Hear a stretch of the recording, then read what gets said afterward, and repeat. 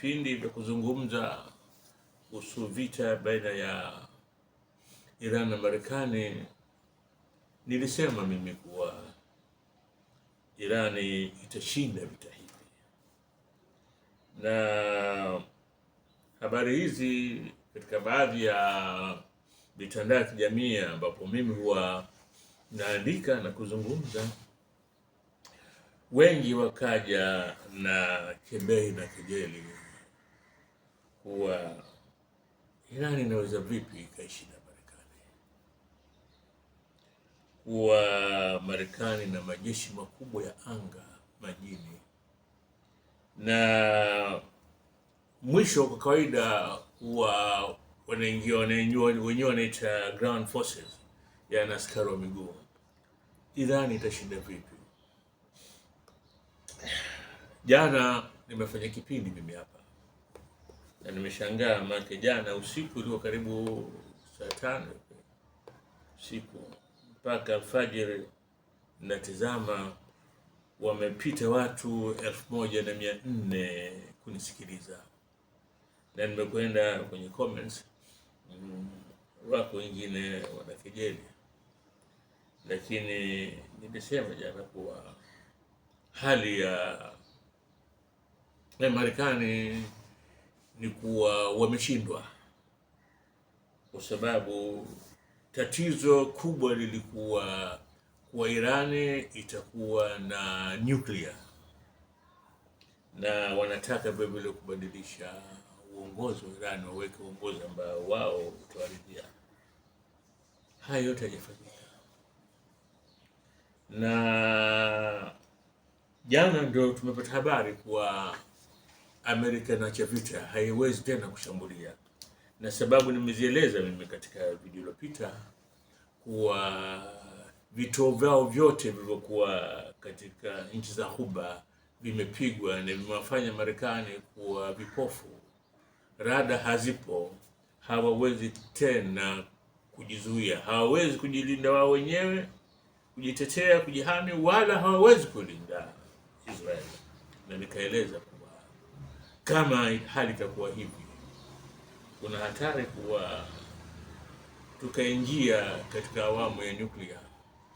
Lakini leo asubuhi habari tazama hapa Al Jazeera wanasema kuwa Marekani inarudi kwenye meza ya mazungumzo na Irani siku ya Jumatatu, na Jumatatu ndio leo.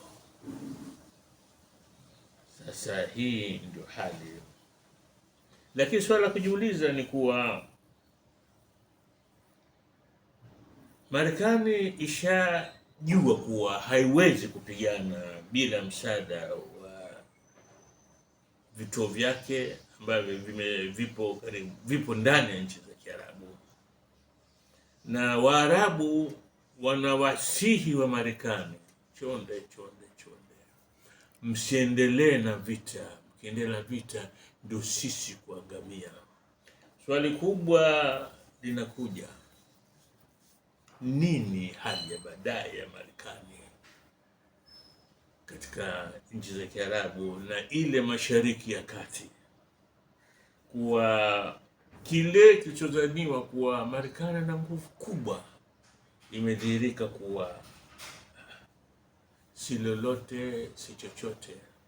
Watu waliosimama hasa na kukataa kudhulumiwa, wakasimama hasa kupigana nao, Marekani ni adui kama adui mwingine yote. Sasa swali kubwa linakuja, ikiwa Marekani ameshindwa, nini hali ya Israeli? Israeli inaweza peke yake ikakabili Irani? Jibu ni jepesi. Waswahili tuna msemo, fupa lililomshinda fisi mbwa ataliweza. Sasa hii ndio hali ambayo ipo Marekani, na wamefanya wanafanya utafiti kutaka kujua ni asilimia ngapi wa Marekani wanaunga mkono vita. Inaonekana asilimia kubwa zaidi ya 60 na wanasema sisi hatuna sababu ya kupigana na Wairani, hatuna sababu. Kwa hiyo ndio ina maana kuwa kama Marekani leo anakufa katika vita hivi, ni kuwa anakufa pasi na sababu. Lakini kubwa la kujiuliza, nini kimewapa ushindi Iran wanategemea nini? Iran wanategemea nini? Na hili ndio ukilisema watu walipenda kulisikia. Kuna mtu katika vita vya siku 6 vile vya mwaka 67, vita maarufu ambao Israeli ilipiga nchi za Kiarabu pale kwa siku 6, vita vikawa vimekwisha. Kuna msemaji alisema kwa hali hii waliokuwa nao Waarabu hawawezi kushinda vita vyovyote. Na kuna mtu akasema katika vita vile vya mwaka wa 2006 Hizbullah walipambana na Israel, vilidumu kama mwezi, na vilipoanza watu wakazania kuwa Hizbullah itasagwa, na mtu akasema Hizbullah hawawezi kushindwa na Israeli kwa sababu Hizbullah wao wanamtegemea Allah. Sasa ukisema Iran wameshinda kwa sababu ya kumtegemea Mungu, ndio dunia leo tuko nayo, utaleta mjadala mwingine, na kuna mtu ambaye anautaka mjadala kama huu, kwa sababu tumeambiwa tusijiingize tukasababisha watu wengine kutukana Mungu wa kweli. Hakuna anategemea Marekani atashindwa vita hivi, lakini hali ndio hii. Wa leo Marekani anafanya mazungumzo na Irani, wanakwenda vipi, wanasonga vipi mbele. Strait of Hormuz bado iko mikononi mwao, na ule mzingiro ambao waliweka Marekani kwa Irani kwa bandari ile, watazingira, akiingia kitu meli zao ziko mbali, manuari zao ziko mbali, na wachambuzi wanasema kuwa Irani bado haijaishiwa na missiles, makombora, bado wanayo mengi tu, na wao si watu ambao wanahamu sana ya kumaliza vita hivi. Hapana, wao wanataka vita vishe kwa hali ambayo Marekani hatorejea tena kufanya vita na wao.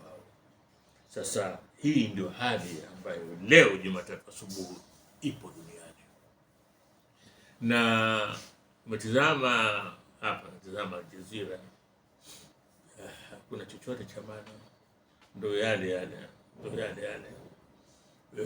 kama kuwa hakutokea kitu. Na hii ukienda kwenye vyombo huru vya habari ni habari kubwa kwa Marekani hapigi tena Irani, na wanaeleza zaidi hapo, wanasema Marekani ameishiwa nguvu, ameishiwa silaha. Kipigo alichopata katika zile vituo vyake vimeweka katika hali ambayo hajapata kuwa, na kubwa zaidi, na hili ndio liko wazi, Marekani hakutegemea kama atajikuta katika hali kama hii. Nakumbuka sisi tulipokuwa wadogo Dar es Salaam hii, siku ya sikukuu tulikuwa tunakwenda pale Mnazi Mmoja pale, ndio tunacheza sikukuu yetu pale mbele ya chuo cha watu wazima pale. Basi kulikuwa na mapembea aina mbili, kulikuwa na ile merry-go-round ile ya kuzunguka namna hii, na kuna moja ilikuwa mnakaa kama kwenye kiti hivi, alafu hiyo inakwenda juu, inakwenda chini, inarudi, inakwenda juu. Sasa tukikaa kwenye kile tulikuwa tunaimba mchimba kisima kaingia mwenyewe, kaingia mchimba kisima ndio hii mchimba kisima kaingia mwenyewe.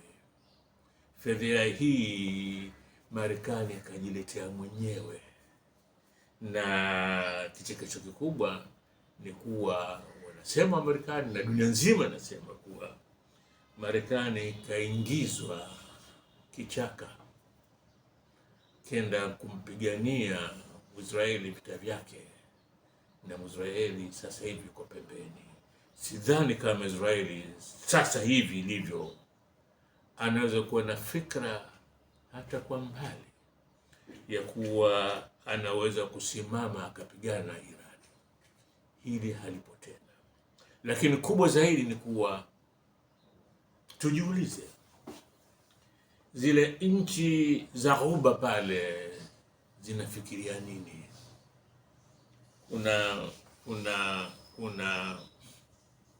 Kuna huyu jamani twa George Galloway, yeye ana mtandao wake unaitwa MOT, Mother of all talk shows, mama wa vipindi vyote vya mazungumzo. Anasema kuwa Marekani leo amesinya kuwa hajui afanye nini, hajui la kufanya.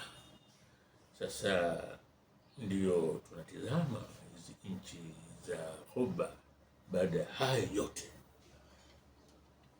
na Galloway anafanya dhihaka kijeli kubwa. Anasema nchi za Ghuba zikitoa protection money kule Marekani, ni kuwa kuna hivi vikundi vya magaidi, mathalan mafia, wao wanakuja katika mtu mwenye biashara kubwa, wanamwambia bwana, utulipe pesa kila mwezi, sisi tutazuia wewe kufanyiwa vurugu na watu wowote, tutakulinda wewe, sisi tutakulinda. Sasa amemfananisha Marekani kama wale majambazi, wao wamekwenda pale katika nchi za Ghuba kuchukua pesa za kuwalinda wao, lakini imedhihirika kuwa hana uwezo Marekani wa kulinda nchi za Kiarabu. Assalamu alaikum warahmatullahi wabarakatuh.